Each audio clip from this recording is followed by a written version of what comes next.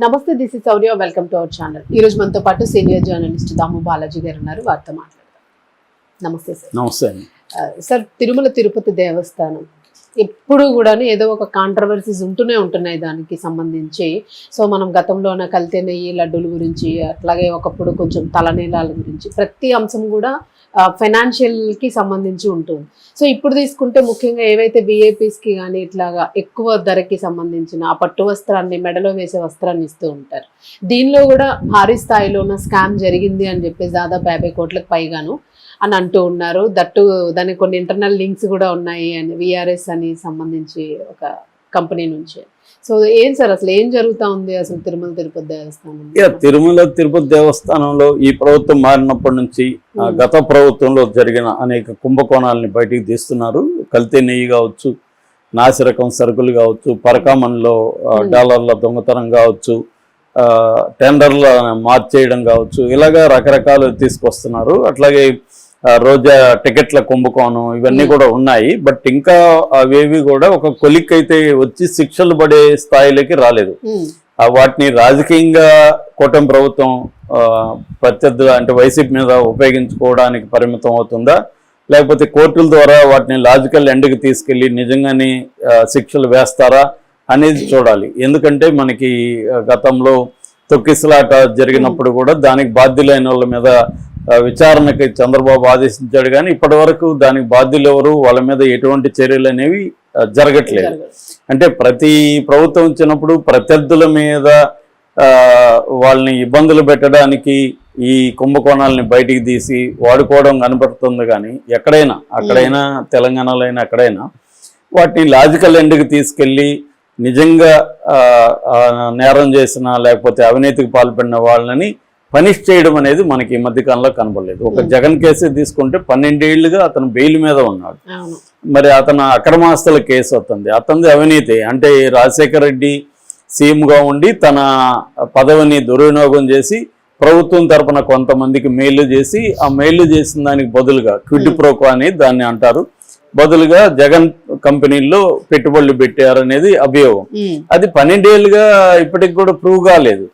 ఒక పక్కేమో సుప్రీంకోర్టు హత్య కేసుల కంటే కూడా ఆర్థిక నేరాలని స్పీడ్గా చేయమని చెప్పింది. ఎందుకంటే హత్య కేసులన్నా హత్యలన్నా ఒక్కొక్కసారి ఆవేశంలో చేస్తారు, ఆర్థిక నేరాలు ఆవేశం ఏమి ఉండదు, ప్లాన్డ్ గా చేస్తారు. అది పబ్లిక్ మనీ కాబట్టి దాన్ని ఎక్కువగా సీరియస్ గా తీసుకోండి సుప్రీంకోర్టు చెప్పినా కూడా మనకి ఇక్కడ ఏంటంటే ప్రతిదీ రాజకీయాలతో లింక్ అయిపోయింది. నేరం అనేది రాజకీయాలకు సంబంధం లేకుండా కోర్టులు కానీ లేకపోతే లీగల్ సిస్టమ్ కానీ చూసే పరిస్థితి లేదు ఇండియాలో. ప్రతిదీ రాజకీయాలకు అనుకూలంగానే ఆ కేసుని ఎట్లా ఉపయోగించుకోవాలనేది ఉంటుంది తప్ప ఆ కేసుని ముందుకు తీసుకెళ్లడం అనేది జరగదు. ఇప్పుడు వివేకానంద రెడ్డి హత్య కేసు 7 ఏళ్ళు అవుతుంది, మార్చి 19 నాటికి. కానీ ఇప్పటికి కూడా 7 ఏళ్ళు అవునా కూడా దాన్ని మళ్ళీ ఇప్పుడు విచారణ కొనసాగించాలని నిన్న సిబిఐ కోర్టు చెప్పింది. ఇదెంత హాస్యాస్పదం. 7 ఏళ్ల తర్వాత కూడా ఇంకా ఇప్పుడు మీరు ఇప్పుడు మళ్ళీ విచారణ అంట. గత 3 ఏళ్లకు ముందే సుప్రీంకోర్టు డెడ్ లైన్ పెట్టింది, డెడ్ లైన్ 2 సార్లు పొడిగించింది.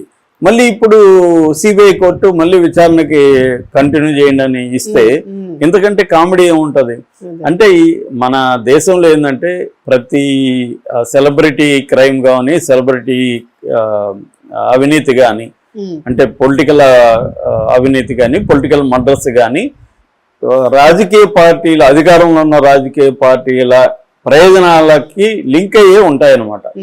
సో సీరియస్గా దాన్ని చెయ్యరు. సో ఇది కూడా అలాంటిదే. అయితే ఇప్పుడు లేటెస్ట్ గా ఇంకో కుంభకోణం బయటకు వచ్చింది. ఇదేంటంటే పట్టు వస్త్రాల కుంభకోణం. నేను చాలాసార్లు చెప్తుంటాను, నేనే కాదు హేతువాదులు చాలా మంది చెప్తుంటారు, అయ్యా దేవుడు భక్తి మీకు చెప్తారు కానీ మీకు ఎవడికి భక్తి లేదు పోడలేదు, భక్తి కూడా మీకు వ్యాపారం అని. ఇక్కడ చూస్తే మనకు అదే ఉంది. నిజంగా దీంట్లో భక్తి ఉన్నోళ్లేగా వీళ్ళందరూ. మరి వీళ్ళు దేవుడికి సంబంధించిన సంపదను కానీ, దేవుడికి సంబంధించిన లడ్డుకు ప్రసాదం కానీ, దేవుడికి సంబంధించిన పట్టు వస్త్రాలు కానీ వీళ్ళెందుకు మరి అవినీతికి పాల్పడుతున్నారు? ఆ దేవుడు శిక్షిస్తాడనే భయం ఉంటే వీళ్ళకి దేవుడి దగ్గర ఇలాంటివి చేరుకోవద్దు కదా. కానీ ఎందుకు చేస్తున్నారు అంటే వీళ్ళకి కూడా భక్తి ఏమి లేదు, భక్తి అనేది చెప్పుకుంటారు అంతే. భక్తి భయం రెండు లేదు, భక్తి లేదు, భయం లేదు, వ్యవస్థల మీద నమ్మకం లేదు, ఏమీ లేదనమాట వీళ్ళకి. సో ఇప్పుడు ఇదేం జరిగిందంటే మామూలుగా పట్టు వస్త్రాలు అనేవి తిరుమలలో ఉపయోగిస్తారు. ప్రధానంగా దేవుడికి ఉపయోగిస్తారు, వివిఐపీలకి వేద ఆశీర్వచనం దానికి ఉపయోగిస్తారు. అలాగే కొంతమంది దాతలు ఉంటారు, వాళ్ళని సన్మానానికి కూడా ఈ పట్టు వస్త్రాలను వాడడం అనేది జరుగుతుంది. అలాగా వీళ్ళు గతంలో 15,000 పట్టు వస్త్రాలకి నగిరిలో ఉండే ఒక కంపెనీకి వీళ్ళు టెండర్ ఇచ్చారన్నమాట. సో ఆ మెసర్స్ విఆర్ఎస్ ఎక్స్పోర్ట్ ఆ కంపెనీ, దాంతో పాటు తిరుమల ఫ్యాబ్రిక్స్ అని, నన్నా కాటేజెస్ అని, విఎం రాజా పవర్లూమ్ యూనిట్ అని, ఇలాగా మొత్తం ఒక 4 సంస్థలకి వీళ్ళు ఇచ్చారు. ఇందులో నగిరిలో ఇచ్చిన సంస్థకి 15,000 ఇచ్చారు. ఒక వస్త్రానికి 1,389 రూపాయలు 15 పైసలు కోట్ చేశారు వాళ్ళు. సో టెండర్ పిలిచి వాళ్ళకి ఇచ్చారు. ఇచ్చిన తర్వాత ఏమైందంటే వాటి మీద నాణ్యత మీద డౌట్ వచ్చింది. మామూలుగా ఏంటంటే తుస్సా పట్టు అంటారు, తుస్సా పట్టు ఇవ్వాలి, బంగారు వెండి జరీ ఉండాలి, సిల్క్ మార్క్ సర్టిఫికేషన్ కూడా ఉండాలి. సో ఇన్ని థియరాటికల్ గా చూస్తే చాలా పకడ్బందీగానే ఉంది. కానీ డౌట్ వచ్చింది. డౌట్ వచ్చినాక డిప్యూటీ ఈఓ వేర్ హౌస్ సంబంధించి కొన్ని నమూనాలు తీసుకొని కాంచీపురంలో ఉండే సిల్క్ బోర్డుకి పంపించారు. అవన్నీ కూడా పక్కాగా ఉన్నాయి, మీరు ఏ నామ్స్ అయితే ఇచ్చారో అదే ఉన్నాయి, ఇవన్నీ పక్కాగా పట్టు వస్త్రాలని సర్టిఫికేట్ వచ్చింది. సో దాంతో సైలెంట్ అయ్యారు. మళ్ళీ ఇప్పుడు ఈ ప్రభుత్వం ఏర్పడి కూడా 2 ఏళ్ళు అయిపోతుంది, 18 నెలలు దాటిపోయింది. ఇప్పుడు మళ్ళీ వీళ్ళకి అనుమానాలు వచ్చాయి. అనుమానాలు వచ్చి వీళ్ళు ఏం చేశారంటే వాటిలో నుంచే ఇప్పుడు దాని ఏమంటారు, తిరుపతిలో గోడౌన్ ఉంటుంది, అట్లాగే తిరుమలలో వైభవోత్సవ మండపంలో కొన్ని ఉంటాయన్నమాట. ఈ రెండిట్లో నమూనాలు సేకరించి ఈసారి బెంగళూరులో ఉండే సిల్క్ బోర్డు, ధర్మవరంలో ఉండే సిల్క్ బోర్డుకి పంపించారు, మార్చారు ఇప్పుడు.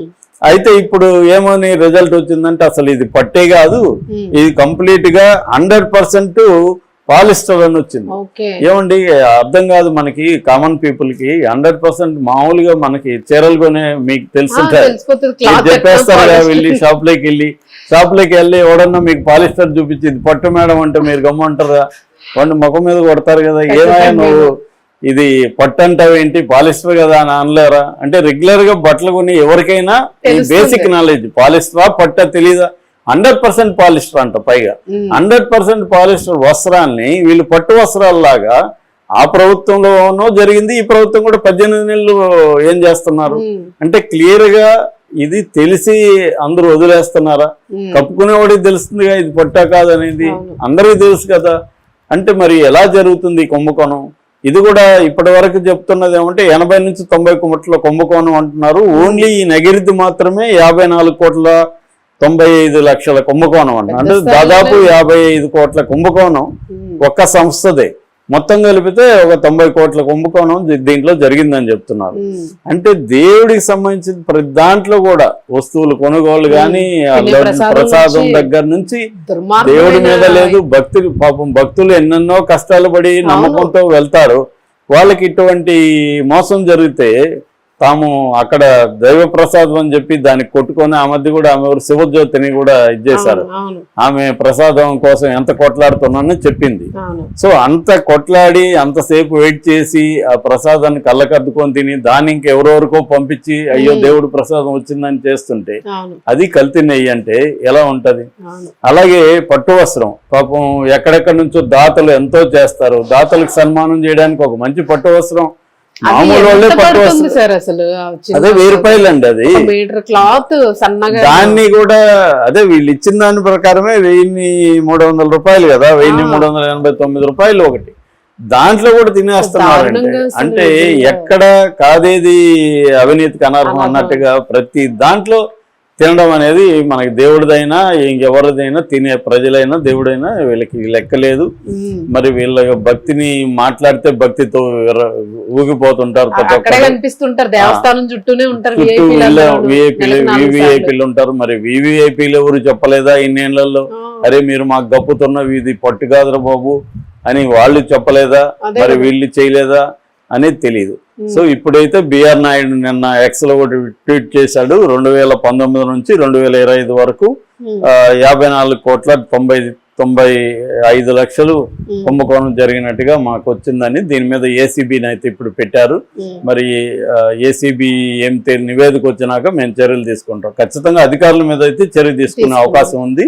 కానీ ఇది అధికారుల వరకే లింక్ అయిందా, లేకపోతే దీని వెనక గత ప్రభుత్వంలో పెట్టిన టీటీడీ బోర్డు చైర్మన్లు కానీ బోర్డు మెంబర్స్కి కానీ వీళ్ళకి ఏమన్నా